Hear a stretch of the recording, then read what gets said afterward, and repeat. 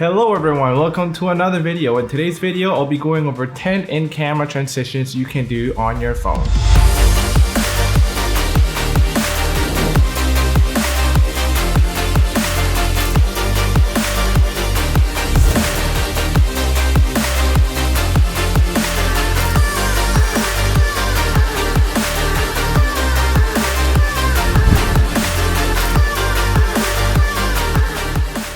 So it's great to see you all here. I hope you are doing well. My name is Mario and I create weekly content on filmmaking, photography, gear review, and editing tutorials. If you think that's something you'll be into, please hit that subscribe button now.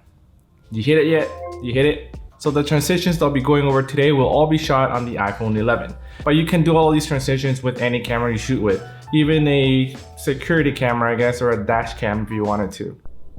So before we jump right into these transitions, here are a few tips to keep in mind if you're shooting on your phone. If you're using the native camera app on your phone, it's best to always lock the exposure on your image. What happens if you don't do that is if you move your phone around, you're interrupting the video. High five? Good girl.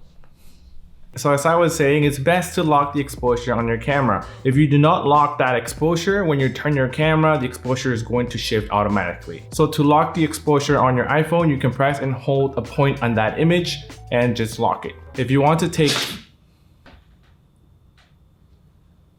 Rue, I'm recording. If you want to take filmmaking on your phone a step further, you can get filmmaking apps such as Movie Pro, Filmic Pro, or the Moment app. I personally use the Movie Pro app, which lets me access manual controls on my phone's camera. So I can control ISO, shutter speed, focus manually, as well as the different frame rates that my phone is able to shoot at. Another tip is to shoot at a high frame rate if you can. What that will do is help stabilize that footage. So for example, if you shoot at 60 frames per second and you slow it down to 24 frames per second, you're going to be able to get slow motion, but also a more stabilized shot. All of these transitions that I'll be showing you, you can just do by just having a straight cut, but I added a little bit of a speed ramp at the end of the first clip and at the beginning of the second clip, just to smoothen out that transition and to make that transition flow a little bit faster. All right, so let's get started with the transitions.